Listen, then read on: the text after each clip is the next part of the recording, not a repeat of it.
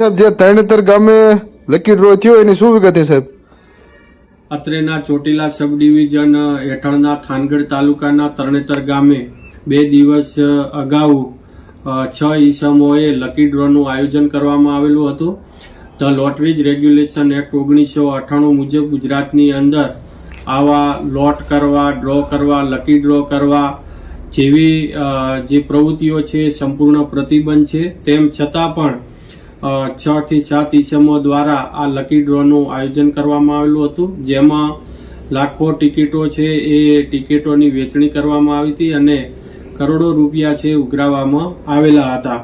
જેથી જે લકી ડ્રોનું જે આયોજન કરવામાં આવેલું હતું ત્યાં ખૂબ જ મોટા પ્રમાણની અંદર લોકોના ટોળા ભેગા થયેલા હતા અને લકી ડ્રો ન થઈ શકવાના કારણે ત્યાં અફડાતફડી મચી ગઈ હતી અને જેના લીધે કાયદો અને વ્યવસ્થા જાળવવામાં તેમજ સુલેહ શાંતિમાં ભંગ તેમજ ખલેલ પહોંચાડવામાં આવેલો હતો.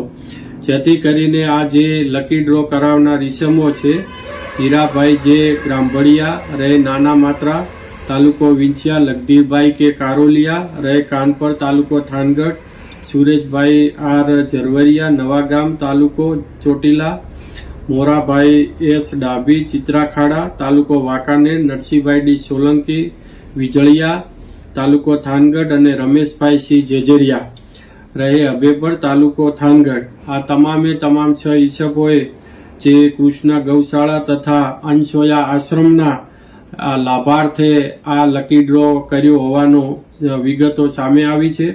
જેથી આ તમામે તમામ ઈસમોએ lottery regulation act 1998, the prize chits and money circulation banning act 1977 તેમજ ભારતીય નાગરિક સુરક્ષા સંહિતા ની કલમ 126 મુજબના ગેરકાયદેસર કૃત્યો કરેલા હોય ભવિષ્યમાં આવી કોઈ પણ આ હુકુમતની અંદર આ વિસ્તારની અંદર કોઈ આવી પ્રવૃત્તિઓ ન કરે જે અટકાવવું ખૂબ જ જરૂરી હોય.